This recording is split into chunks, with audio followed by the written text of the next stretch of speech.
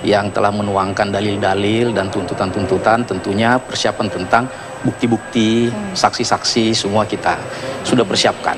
Yang insya Allah kita akan mulai kick off besok. Nah ini teman-teman yang lain juga bagi-bagi tugas lah ya. Jadi kalau secara operasional, lawyer sudah standar itu.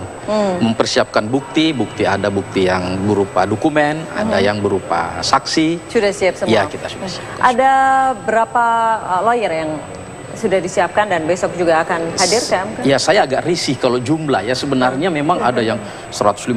Sebenarnya memang bukan masalah jumlah. Karena yang tidak mungkin 200-150 kerja semua kan Bang. Cuma ini kan bukti komitmen aja, dukungan moral ya. Yang tercatat terakhir ada sekitar 150. 150 dan itu akan hadir semua besok? Iya hadir semua, tapi yang masuk tidak semua. Oke. Nanti bergilir. Yang masuk kalau nggak salah 15-15. Kalau nggak salah informasinya 15 dari pasangan nomor 1, 15. Jadi total 50 orang. Kalau masuk semua nggak cukup. Ya nanti digilir aja. Iya digilir begitu ya. Tapi akan hadir semua begitu ya? Iya. Oke.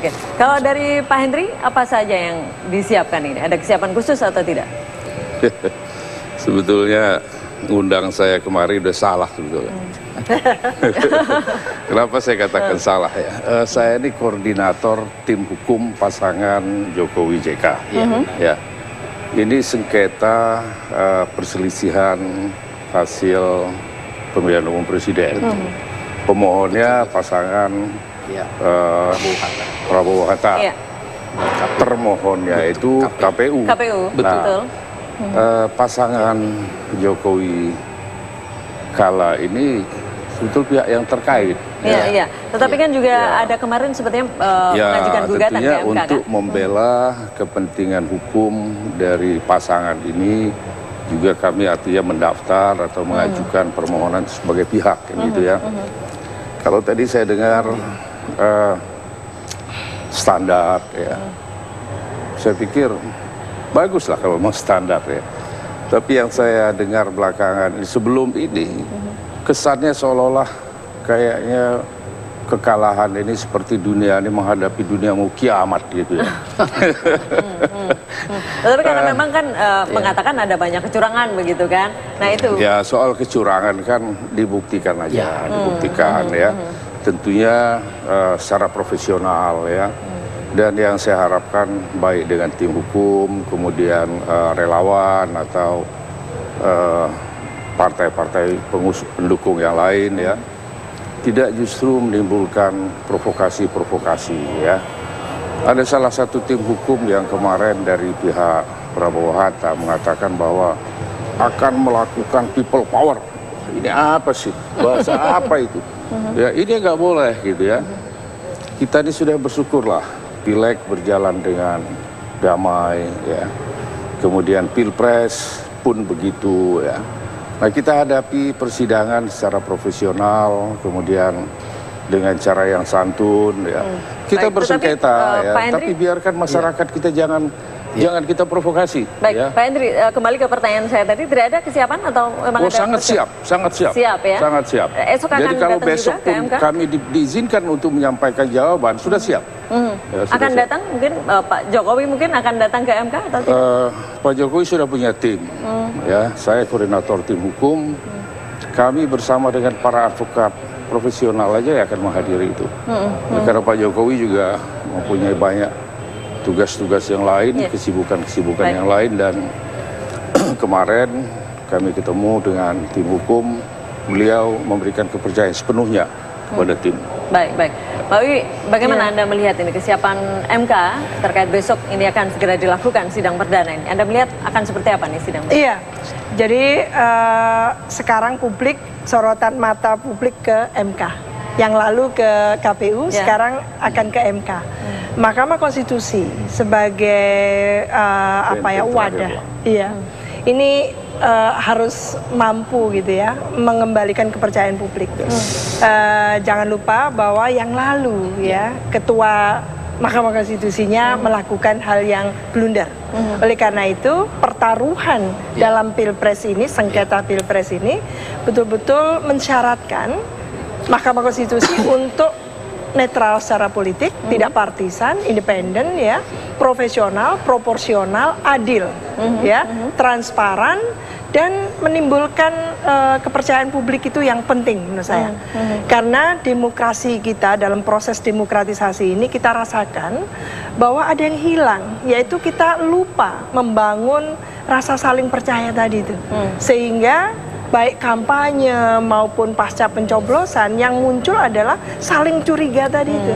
Ini yang seharusnya tidak Bagaimana muncul. kemudian Anda lihat untuk mengukur netralitas MK ini? Bagaimana Anda Iya, mengukur ini? jadi menurut saya memang jangan seperti yang lalu bahwa ketika KPU ya melalui ketuanya mengumumkan gitu ya tentang penetapan bahwa seolah-olah ini kayak tidak ada apa-apa, padahal pasangan nomor 1 harus menarik diri dari rekapitulasi. Saya ini harus melalui pemilu ini dengan sangat hati-hati menurut saya. Legislatif Anda katakan belum selesai, kemudian ini nanti Anda akan lihat seperti apa? Iya, oleh karena itu ini berjubel kan permasalahan sengketa pemilu ini, baik pemilu legislatif maupun pemilu presiden. Oleh karena itu memang bagaimana kita jangan sampai ya keadaan yang sudah mulai stabil secara politik ini aman, karena setelah Lebaran ya, ini ada semacam apa ya, kita ada kegembiraan tersendiri ya menyambut Idul Fitri gitu ya. Sekarang sudah kembali ke normal. Lah keadaan yang seperti ini relatif bagus ini harus kita jaga ya. Kita jaga, kita pertahankan, dan Mahkamah Konstitusi termasuk yang ikut bertanggung jawab nantinya memproses. Adanya statement-statement yang bersifat memprovokatif massa ya, sama juga halnya kalau kita kalah berarti dicurangi ya, ini kan memprovokasi.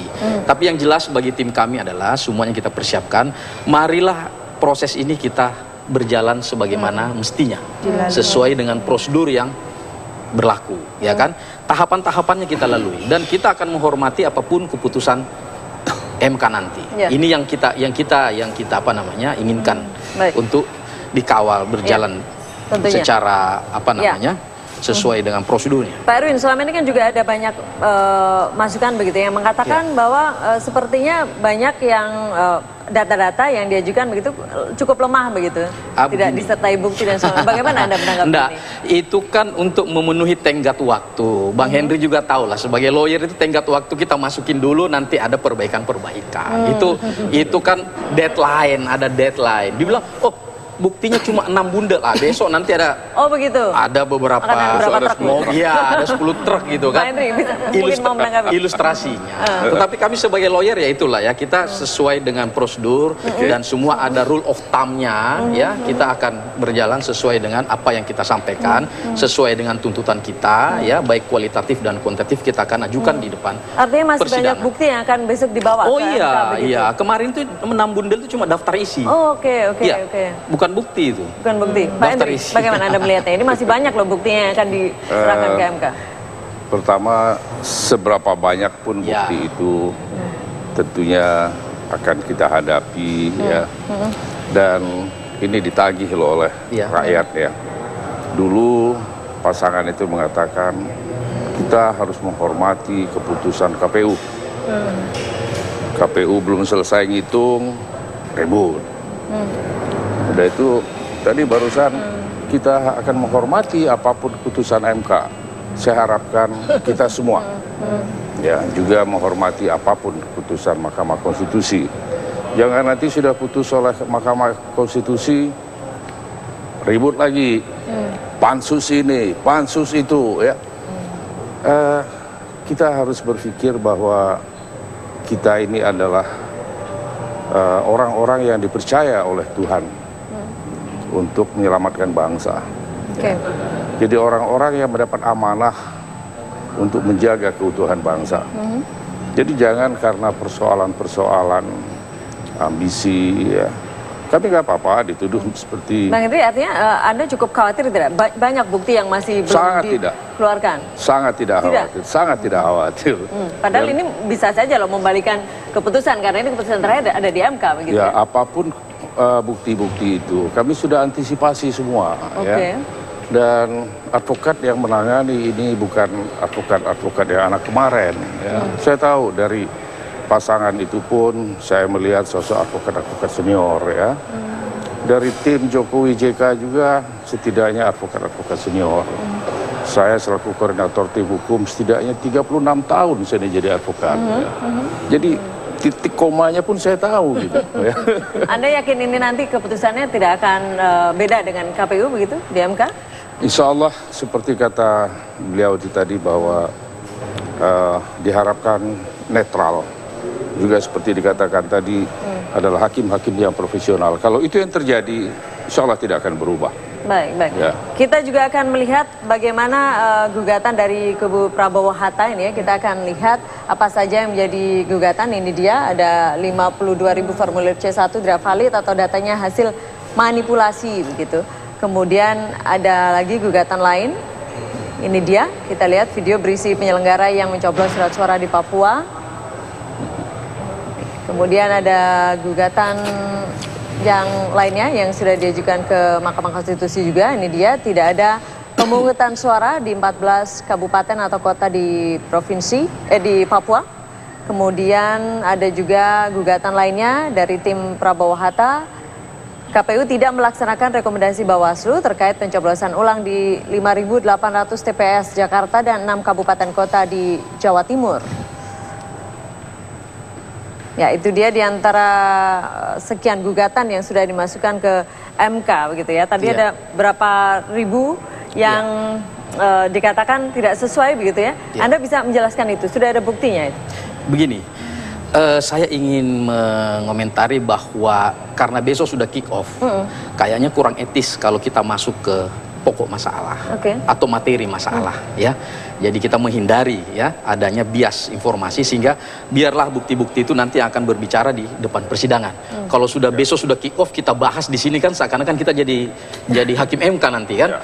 Jadi itu tidak fair. Jadi saya kira biarlah itu. Tapi satu hal yang saya mau beritahu bahwa saya setuju bahwa kita jangan menciptakan suasana yang provokatif, tetapi kita harus juga memberikan edukasi kepada masyarakat bahwa apa yang terjadi di KPU itu kita hormati, tetapi belum final karena masih ada proses MK.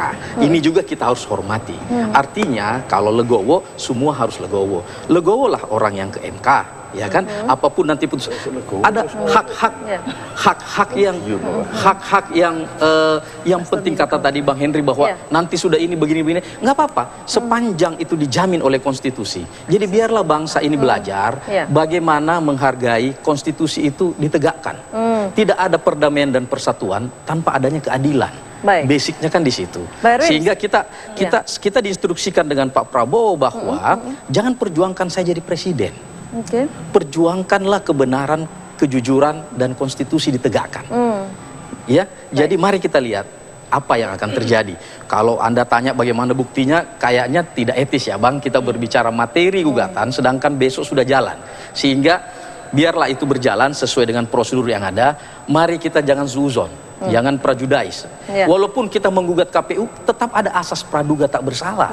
Tetap ada juga asas-asas bahwa kita berikan kesempatan KPU untuk membuktikan apa yang dituduhkan. Baik, Pak Erwin, tapi sebenarnya goalnya itu apa sih di MK ini? Apakah Anda ingin keputusannya berbalik begitu? Tentunya ya, menunjukkan kecurangan secara garis besarnya saja tentunya tuntutan itu kita inginkan bahwa apa yang diputuskan KPU tentang perhitungan suara dibatalkan. Yang kedua, kita inginkan untuk dilakukan PSU. Ya, PSU. Di seluruh? Secara nasional.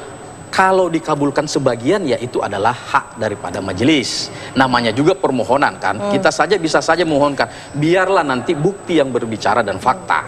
Ya, jangan mendahului. Kita tidak bisa mendahului apa namanya? Kayak menafikan adanya Tuhan kan. Kalau kita negara bertuhan ini kan, ya kan? Oh, pasti kalah. Ya nggak bisa begitu. Walaupun 0, sekian persen ya masih ada Tuhan kan. Ya biarlah kita. Mari kita edukasi masyarakat, jangan apa namanya membuat opini bahwa ini sudah selesai sehingga masyarakat siap apapun hasilnya. Artinya biar masyarakat juga siap kalau hasilnya menetapkan sesuai dengan keputusan KPU, dalam arti kata Jokowi JK menang, masyarakat siap. Tapi masyarakat juga harus siap kalau misalnya putusannya berbeda. Nah, ini kan maksudnya jangan kita menuntut satu pihak saja sehingga puluh pihak lah. Tetapi kita sepakat jangan melibatkan provokasi masyarakat. Kalau itu kita sependapat. Tentu, ya. Inilah orang hukum itu adalah vitamin demokrasi. Kita bukan vitamin untuk menegakkan aturan kan kita orang hukum ini. Jadi demokrasi harus diberikan vitamin supaya tumbuh subur kan. Jangan mati. Kita bukan politician, kita bukan lembaga survei, kita lawyer. Mbak Wiwi, kalau dari Anda bagaimana pengalaman ini? Apakah kemudian di MK ini pernah tidak kemudian bisa membalikan keputusan KPU gitu? Kalau dari misal Anda lihat dari Pileg, kemudian apalagi ini Pilpres begitu kan? Mungkin tidak membalikan. Dari kejadian pilkada ya, menurut saya ada juga ya seperti itu. Kalau selisihnya sedikit dan ada kecurangan, terbukti kecurangan, ya dikabulkan gugatan itu. Bisa jadi, ada seperti itu. Tapi kalau tidak ada fakta hukumnya ya ditolak langsung. Kasus yang di Jawa Timur itu kan lebih dari 2 kali dilakukan pemilu ulang lah seperti itu. Ada di daerah Madura ya, Bangkalan atau Pamekasan itu diulang juga. Jadi menurut saya ini bisa jadi di Pilpres juga ya? Iya, bisa jadi ini untuk masyarakat pemilihan presiden usai gitu ya. Bisa jadi seperti itu. Baik. Tapi kalau memang ditengarai ada kesalahan, penyimpangan dan sebagainya dalam konteks demokrasi memang harus diluruskan. Ini untuk pekerjaan rumah atau role model di pemilu yang akan datang 2019 supaya hal-hal yang sifatnya distortif seperti ini tidak terulang kembali.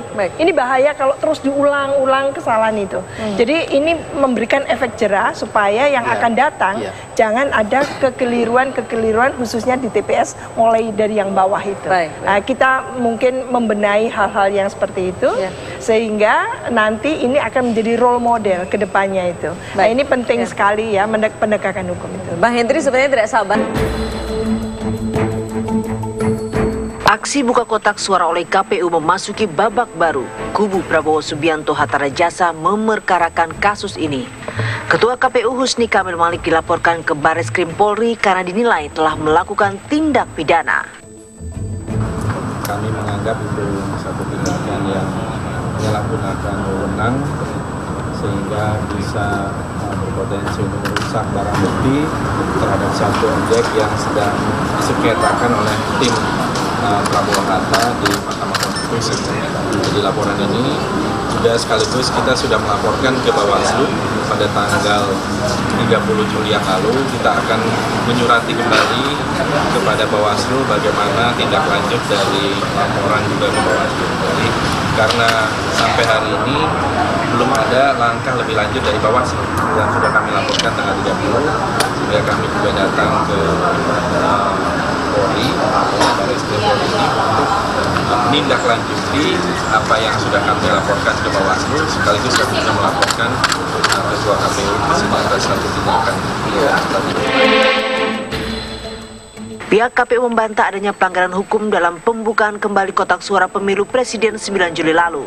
KPU menyatakan langkah ini ditempuh untuk menyiapkan materi bantahan atas gugatan hukum yang dilakukan tim Prabowo Hatta ke Mahkamah Konstitusi. Kotak suara itu juga kan di dalamnya berisi dokumen-dokumen yang memang juga kita harus upayakan sebagai alat bukti kita. Jadi tidak ada sebenarnya dalam di pasal manapun gitu kan di undang-undang yang terkait dengan soal pembukaan kotak. Jadi kita siapkan untuk aktivitas proses pembuktian. Dan ini kan perintah pengadilan juga. Kalau pengadilan sudah melakukan upaya-upaya misalnya pihak pemohon untuk melaporkan, tentunya kita harus counter data itu dengan data yang memang real yang ada itu di dalam kotak. Sebelumnya diketahui, KPU mengeluarkan surat edaran yang bersifat segera. Surat edaran itu ditujukan kepada KPU Provinsi Aceh dan KPU Kabupaten, serta kota-kota di seluruh Indonesia. Isi dari surat KPU Pusat itu adalah instruksi kepada KPU Kabupaten dan Kota untuk menyiapkan dan mengambil formulir A5 PPWP dan formulir C7 PPWP yang berada di dalam kotak suara yang sudah disegel dan digembok. Formulir A5 dan C7 ini kemudian diminta untuk dibuat salinannya atau digandakan. Formulir itu lalu dikembalikan ke kotak suara dan digembok seperti semula. Tim TV One mengabarkan. Nih sebelum saya ke Bang Hendri, Bang Erwin, ini juga kah yang besok juga akan dibawa ke MK? Mengenai pembukaan kotak iya, juga salah akan satunya, dibawa tapi juga? mungkin itu kita laporkan di tempat lain di Barreskrim ya, yang sesuai dengan tadi sudah oleh Pak Fadlison ya. Cuma saya mau mengomentari, memang betul tidak ada pasal-pasal yang itu. Tetapi kan tidak harus demikian gitu loh. Bahwa saya cuma mau sedikit tolong dikoreksi Mbak Wiwi kalau saya salah, bahwa kita dari demokrasi otoriter menjadi ke demokrasi reformasi ini kan adalah supremasi kedaulatan rakyat, hak suaranya. Toolnya dibikinlah undang-undang pemilu, undang-undang dan lain sebagainya. Semua undang-undang ini dibungkus dengan asas namanya luber dan jurdil. Langsung, umum, bebas, rahasia, dan jujur adil. Nah, segala tindakan ini kan harus mengacu kepada namanya jurdil, jujur, dan adil. Bagaimana jujur dan adil kalau Anda buka tanpa pihak-pihak berkepentingan? Ini kan bisa menimbulkan praduga-praduga yang negatif, walaupun tidak dilakukan seperti itu. Belum tentu dilakukan seperti itu. Tetapi harus ada sense of crisis. Kalau dibilang akan mengumpulkan bukti, orang sidangnya baru besok kok. Bagaimana Anda tahu mempersiapkan bukti yang mana? Ya kan? Jadi saya kira tindakan ini satu kecerobohan yang sangat luar biasa. Seharusnya kan menjaga, karena kita ini kan begini. Ini memang betul kata Bang Heri, kita bukan persengketaan antara pasangan nomor 1 dan nomor 2. Ini persengketaan adalah hasil rekapitulasi itu antara pasangan nomor 1 Prabowo Hatta dengan penyelenggara, dalam hal ini KPU. Kan ini yang kita tuntut. Harusnya, dan ini kan mewakili puluhan juta, kan ada 60 jutaan suara. Nah, inilah satu orang aja yang dilanggar hak konstitusinya, tentunya kan harus dihargai.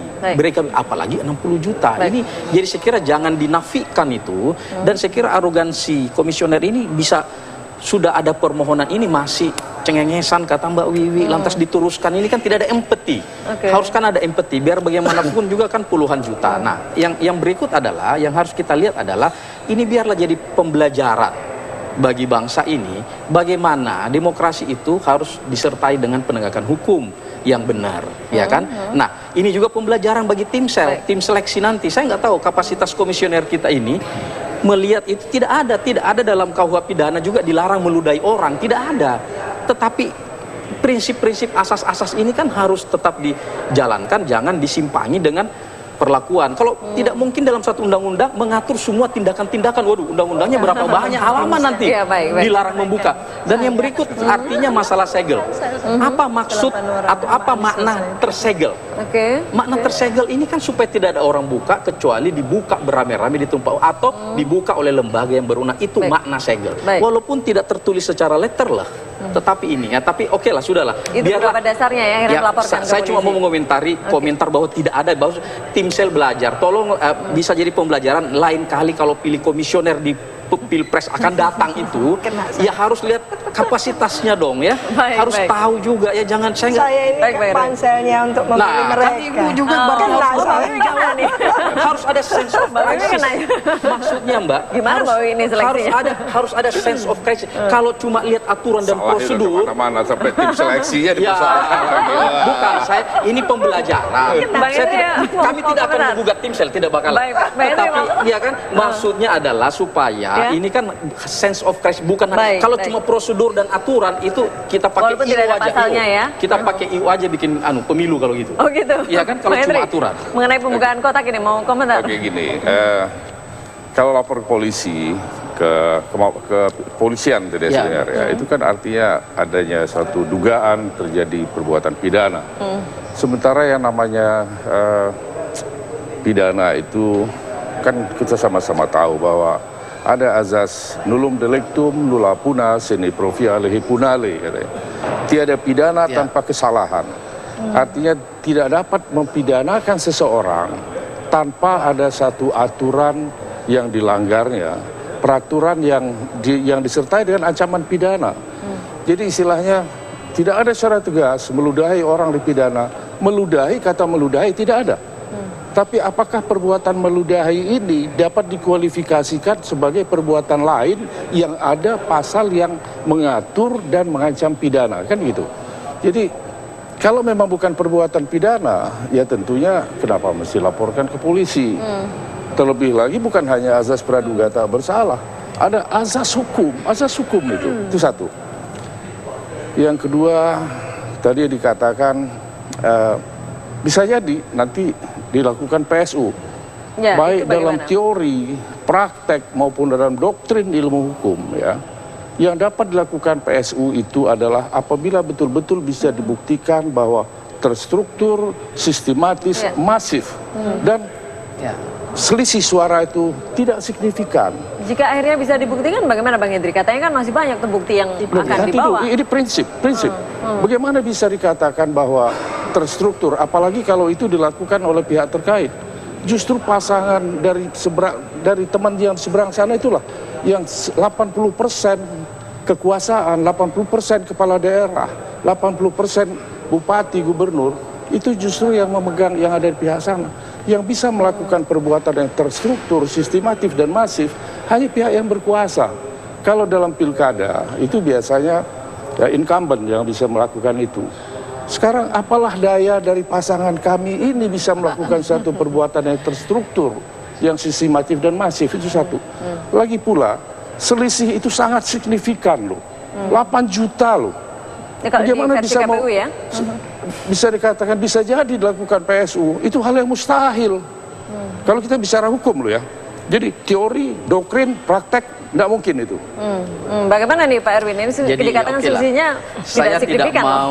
Saya pribadi tidak mau ingin mendebat Bang Hendri ya. Jadi kalau dibilang signifikan, justru perhitungan kami selisihnya ada 20 juta. Ya kan, itu cuma 8. 2,7 atau 20 juta? 20 juta suara. 20 juta? Iya, 20 juta suara. Tadi kan cuma 8 kan. Jadi artinya begini, kita ingin adalah supaya, jadi gini, di dalam pemeriksaan itu kami tahu adalah sederhana saja. Aturannya mana, prosedurnya mana, faktanya mana, kan tinggal dicocokin. Ya, tetapi satu hal lagi, ini kan bukan hanya matematis. Ini bukan hanya matematis, tetapi substansi daripada penegakan konstitusi. Apakah proses pelaksanaan pilpres ini sudah dijalankan sesuai prosedurnya? Ya, kenapa harus kayak kejar deadline? Masih ada 30 hari diminta untuk, tetapi sudahlah, itu sudah lewat untuk dibicarakan. Saya lebih ke depan, bahwa kalau mau lewat ke belakang, sudah besok kita sudah kick off ya. Kalau masalah doktrin, masalah ini, itu kan debatable. Kita bisa melihat, kalau dikatakan masif, terstruktur, ya, dan sistematis, menurut kami demikian. Menurut kami, tetapi kan biarlah besok kita akan lihat. Kita akan, kalau saya setuju dengan Mbak Hendri bahwa kalau tidak sistematis, tidak terstruktur dan tidak masif harus ditolak. Sebaliknya kami berpendapat ini adalah masif, terstruktur dan sistematis. Kalau masalah siapa yang melakukan, ya monggo kita serahkan kepada 9 majelis hakim konstitusi. Baik, Mbak Wi, bagaimana Anda melihat ini? Kira-kira apa yang besok bisa membuat situasi menjadi cukup panas ini ya? Apa ya hal yang bisa membuat besok sidang ini akan mulai panas begitu? Apa kira-kira? Menurut saya karena masih administratif ya, awal mula mungkin tidak langsung panas. Sampai akhir juga nggak akan panas. Ini kan urusan elit ya, jadi mungkin di akar rumput di masyarakat itu usai sudah. Tapi ini kan elit yang belum selesai. Jadi ya kita mintakan elit untuk menyelesaikan sengketa pemilu ini dengan penuh pencerahan. Jadi tidak menunjukkan satu motivasi atau perilaku-perilaku yang di situ sebetulnya kekuasaan segalanya gitu ya. Kekuasaan ini segalanya, bukan lagi untuk rakyat, dari rakyat oleh rakyat untuk rakyat. Jangan membuat jargon itu kalau perilakunya tidak menunjukkan itu. Nah ini menurut saya jangan sampai pemilu presiden tahun 2014 ini membuat kita setback untuk mundur secara berdemokrasi, secara kematangan politik kita. Bolehlah kita beda pendapat karena memang demokrasi memberikan peluang itu, silang pendapat, konflik dan sebagainya, tapi harus diselesaikan secara mekanismenya itu yang tadi itu sudah ada aturan main yang jelas. Sehingga masyarakat dengan demikian akan sangat menghargai para pemimpinnya, para elitnya, para teladannya, tokohnya, karena mereka mampu merefleksikan ya nilai-nilai perilaku-perilaku yang positif tadi. Pak Erwin, ini kan bisa apapun terjadi begitu ya. Kalau akhirnya nanti keputusan MK memutuskan tetap Pak Jokowi JK begitu sebagai presiden dan wakil presiden, apa yang akan dilakukan? Kita akan menghargai keputusan itu, ya kan? Menghargai ini kan tanda kutip kan berarti upaya-upaya. Kalau ada misalnya upaya, yang penting ginilah, kita diminta untuk melakukan segala upaya yang sesuai dengan konstitusi. Ya kan? Artinya akan Kita tidak menerima akan melanggar, keputusan ya, itu? tidak akan melanggar kegiatan-kegiatan yang konstitusi. Itu Pak Prabowo secara terbuka juga. Waktu pendaftaran banyak yang datang, Pak Prabowo harusnya tidak datang, tapi beliau datang untuk suruh pulang. Baik. Pulanglah. Kita memberi pulanglah. Justru beliau yang jangan sampai sangat menyadari, sehingga kata Mbak Wi tadi bahwa jangan setback, sehingga memang itu yang kita inginkan. Kalau memang diputuskan itu kita hargai. Hargai kan tanda kutip bukan berarti kita harus menyerah kan? Oh, Kalau begitu? ya, Oh, masih ada upaya lain. tidak. Kalau kita Apalagi? temukan ada upaya lain, silahkan. Kalau kami kan dari tim hukum, bukan tim politik. Nah, masalah pansus bukan urusan kami itu. Oh, oke, Biarlah oke. urusan politik. Kami tim hukum itu melihat apakah ada Ya, baik. persoalan hukum yang Tapi akan diinikan. menurut saya Ya. ingin menggarisbawahi ya, Tentu apa saja. yang diupayakan melalui jalur hukum, Harus dihargai. jalur politik masih on the right track. Jangan jalur jalan itu. Yes. Menurut saya itu. Jadi kanalisasi itu perlu dalam demokrasi. Jangan sampai menjadi satu nantinya secara diam-diam justru menjadi rusuh. Ya, baik. Ini yang tidak boleh. Kan? Sedikit saja dari Anda Bang Hendri, silahkan. Sejauh langkah itu memang langkah hukum, Ya. langkah politik, Iya. dan satu hal, tidak membawa dampak Betul. menyengsarakan rakyat. Itu saya akan setujui Baik. dan saya dorong, saya dukung.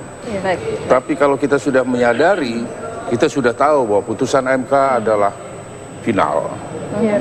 mencari-cari lagi, kemudian kita bikin satu jalur politik. Tapi kita sadar bahwa dampak dari langkah ini akan menimbulkan konflik pada lapisan bawah. Ya.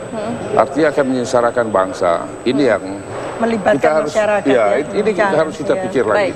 Ya, jadi demi untuk kelangsungan bangsa, kita harus lebih Ya. lebih dewasa, lebih matang, lebih legowo itu Iya. tadi. Supaya semuanya tetap berjalan dengan lancar, damai begitu ya. Ya, tentunya Untuk begitu. rakyat tentunya. Ya. Terakhir Bang Hendri, Terakhir saya besok gini, jadi akan ini ibarat penyakit campak. sedikit aja. Jadi harus kita keluarkan penyakitnya Oke. supaya kalau sehat-sehat beneran. Iya. Jangan diperem, nanti mati orangnya. Kan? Oke. Artinya keselamatan bangsa setuju. Ya. Setuju. Untuk persatuan dan kesatuan kedamaian setuju. Pasti. Tetapi kita harus buka kejujuran dan keadilan itu. Ya. Tidak ada kedamaian tanpa keadilan. Baik. Makanya Gaza tidak pernah, karena tidak ada keadilan di sana. Baik. Jadi kita keluarkan semua apa yang dituntut, silahkan. Baik. Sudah itu selesaikan begitu. Bang Hendri, Ya. terakhir besok katanya akan ada masa yang datang ke MK, betul? Kenapa? Akan mengerahkan masa ke MK?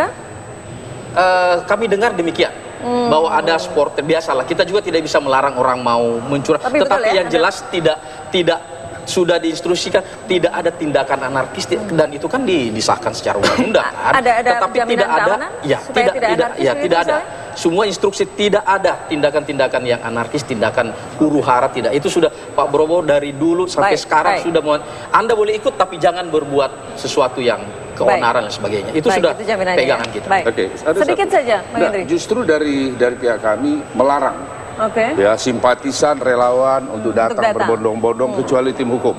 Baik. Ya, jadi kalau ada di lapangan orang menggunakan baju kotak-kotak atau uniform partai pendukung dan pengusung, pasti itu bukan dari pihak kami. Baik. Jadi Ya. harus diwaspadai oleh masyarakat. Karena Jokowi, JK dan Baik, semua tim dari masing-masing partai pengusung dan pendukung secara tegas melarang. Baik. Dan Kita tunggu larangan saja. itu diikuti. Baik, kita tunggu saja besok bagaimana pelaksanaan sidang perdana ini. Terima kasih Bang Hendri, Mbak Wi dan juga Bang Erwin sudah hadir bersama kami malam hari ini.